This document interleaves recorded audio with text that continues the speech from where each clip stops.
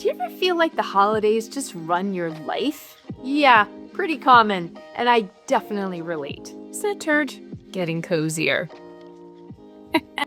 What must look perfect?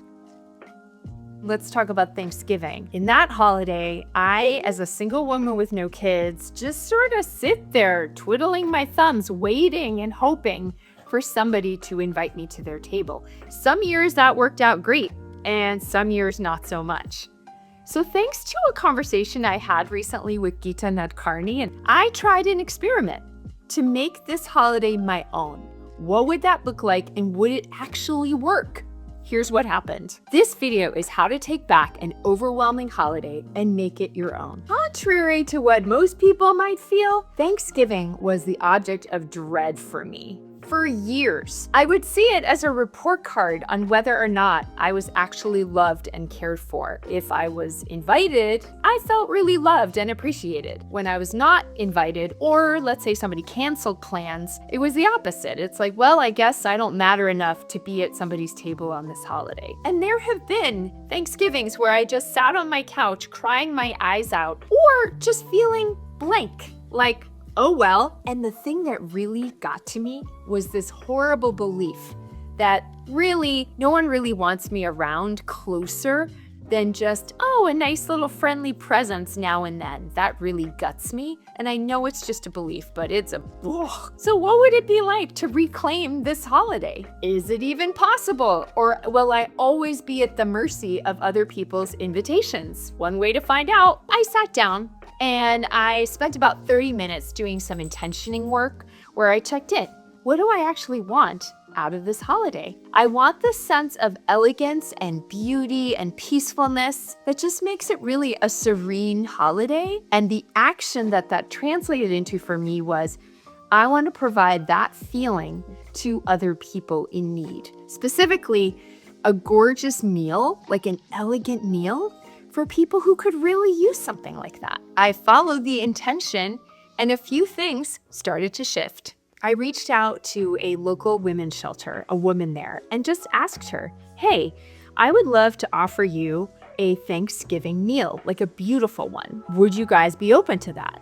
And I don't know this woman. I didn't know if she was going to respond. And to my pleasant surprise, she immediately responded and said, yes, please. That sounds amazing. Since they already have turkey and dessert, I would make some side dishes, something with potatoes, something green, and stuffing. And I also offered to bring decor. So that all got worked out. For 17 women, I was going to make some sides.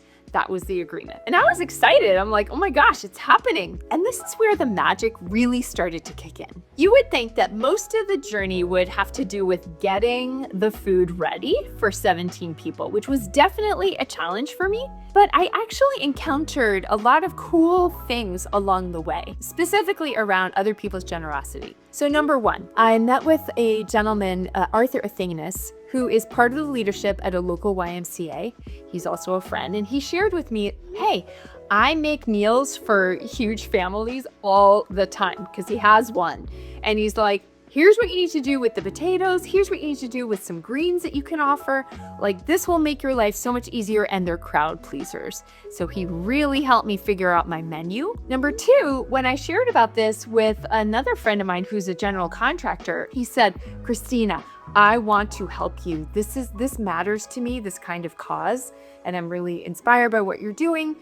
I would love to contribute. And by that point, I'd already done all the grocery shopping, and I thanked him and said, no, thank you. But guess what? The next time I do this, because there will definitely be a next time, I am going to have a buddy, and I'll put together a menu, a budget, and he and I can talk about it, and then maybe go halvesies. And then three, when I went to a local garden center, I was telling them that I'm looking for some tall branches or grasses for the decor, because I was going to bring them some vases, and I absolutely love the look of these tall, wispy branches. They basically handed me a gigantic pile of feathery, beautiful grasses that they were just done with. And I didn't have to pay a penny. I thought I'd just be like slogging it in the kitchen, and that would be the extent of the journey. And God willing, I would have a decent meal to offer people. And then something really surprising happened.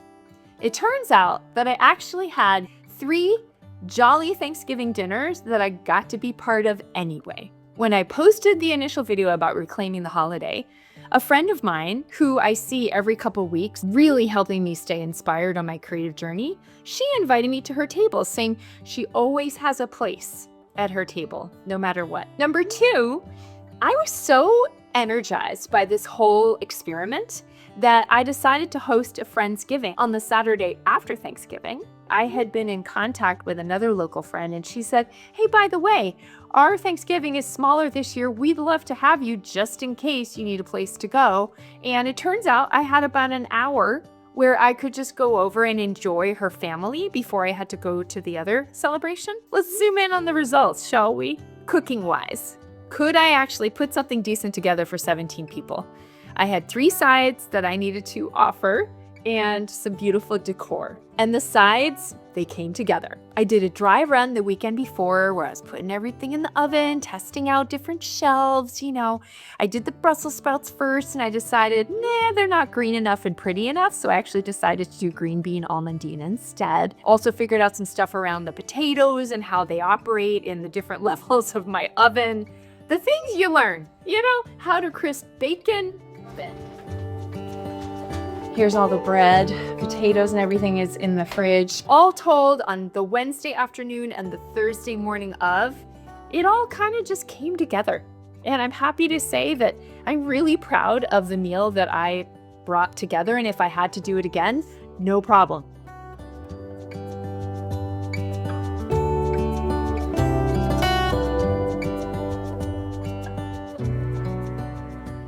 When I brought the food to the shelter, the women were really happy to get the food. They said it looked beautiful. They really appreciated it. They were happy about the decor. They came out and helped me at the car. It was a moment, right? And I'm gonna go over there probably tomorrow and get some of the decor back because it's reusable, which is awesome. And is there anything better than feeling like you contribute and make a difference to people who would really appreciate it? I mean, honestly, that is the way to live in my book.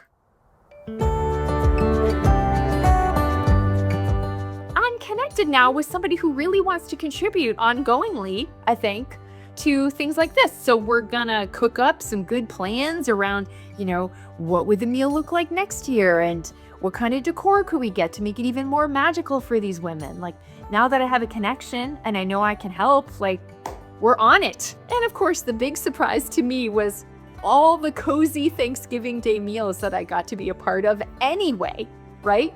And I want to share with you a couple of moments that really stood out.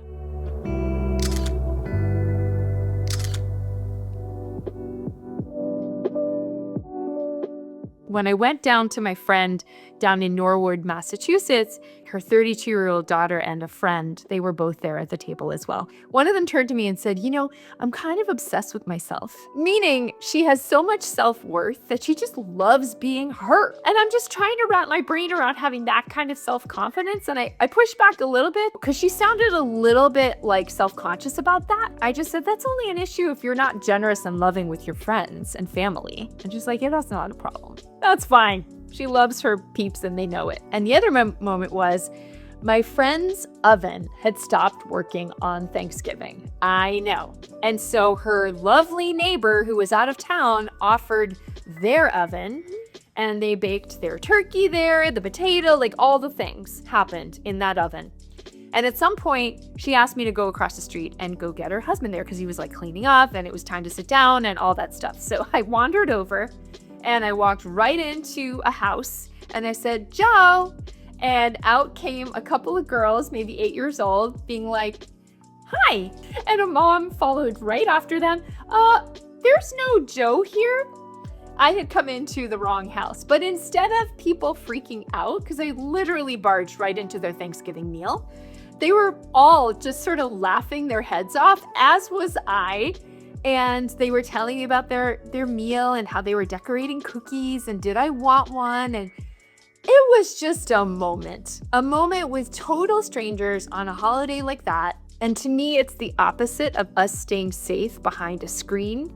Instead, barging kindly in on someone's celebration. I'm gonna have that in my mind as a way to live sometimes, you know, without being obnoxious, but just not being afraid of just like, hi. I just love that. Let's talk about the results. I will look back very fondly on this Thanksgiving. You know, like there are certain holidays where you're just like, oh my gosh, that was so magical. I wouldn't go that far, but I will say this. I feel like I was such a good partner to myself. This is what I'm really working on ongoingly. Instead of collapsing and letting a holiday and outer circumstances and whatever beliefs I might have, instead of letting all that ruin a holiday for me, I made some choices and turned it around. And the level of self-trust that I now have because of that, it just feels like a different life. Let's call it a success, my friend. And now it's your turn. So my question for you, how have you reclaimed a part of your holiday? What is it that you totally love about this time of year that you've kind of like, yeah, this is what I want. I'm dying to hear. What? Did you make it to the end of the video? You are officially my favorite.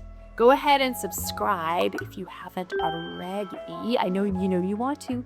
And like and comment, because guess what? I love hearing from you. Thanks for watching, and I'll see you next time. Bye. See ya.